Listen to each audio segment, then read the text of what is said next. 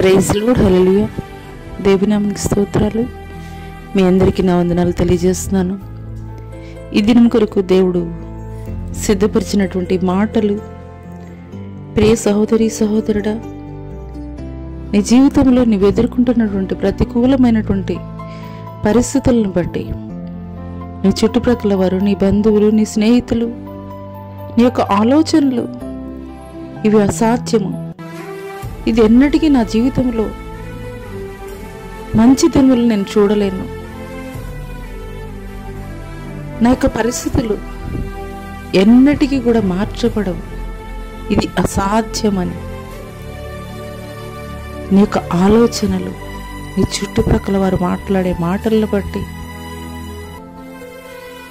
నువ్వు ఇంపాసిబుల్ అని మాత్రమే నువ్వు ఎంతకాలం గడుపుతూ ఉన్నట్లయితే, ఈ మాటలు దేవుడు నీ కొరకే మాట్లాడుతున్నారు. ఇదిగో కన్యక గర్భవతి కుమారుని కనును, ఆయనకు ఇమ్మానుయేలని పేరు పెట్టుదురు. ఈ మాటలు వింటున్నటువంటి ప్రియనేస్తమా, ఆనాడు యేసుక్రీస్తుకి జన్మను ఇచ్చినది కన్యక అయినటువంటి మరియ. కన్యకగా ఉండి శిశువుకి జన్మనివ్వడం అనేది అది అసాధ్యమైనటువంటి పని. కానీ పరిశుద్ధాత్మ ఆమెను ఆవరించినప్పుడు సర్వోన్నతమైనటువంటి శక్తి ఆమెను కమ్ముకొనినప్పుడు పరిశుద్ధుడైనటువంటి దేవుడు ఆమెకు శిశువుగా ఈ భూమి మీదకి ఆయన నరావతారిగా పంపబడ్డాడు. ఈ మాటలు దేవుడు నా కొరకే మాట్లాడుతున్నారని నీవు నమ్మగలిగినట్లయితే, ఆనాడు కన్యక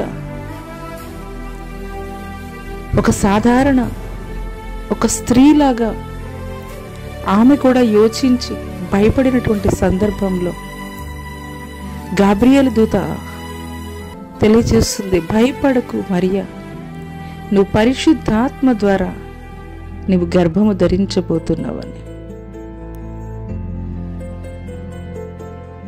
అవునేస్తమా, నీ జీవితంలో నువ్వు ఎలాంటి ప్రతికూలమైనటువంటి పరిస్థితులు గుండా నువ్వు వెళుతున్నప్పటికీ, నువ్వు ఎలాంటి ప్రతికూలమైనటువంటి పరిస్థితుల్ని నువ్వు ఎదుర్కొంటున్నప్పటికీ, నీ చుట్టుప్రక్కల వారు ఇది ఇంపాసిబుల్, ఇది అసాధ్యమని చెబుతున్నప్పటికీ, నీ యొక్క జ్ఞానము ద్వారా కాదు కానీ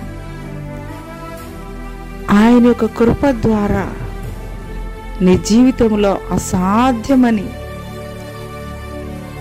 పలుకుతున్నటువంటి పరిస్థితులతోటి దేవుడు మాట్లాడుతున్నారు.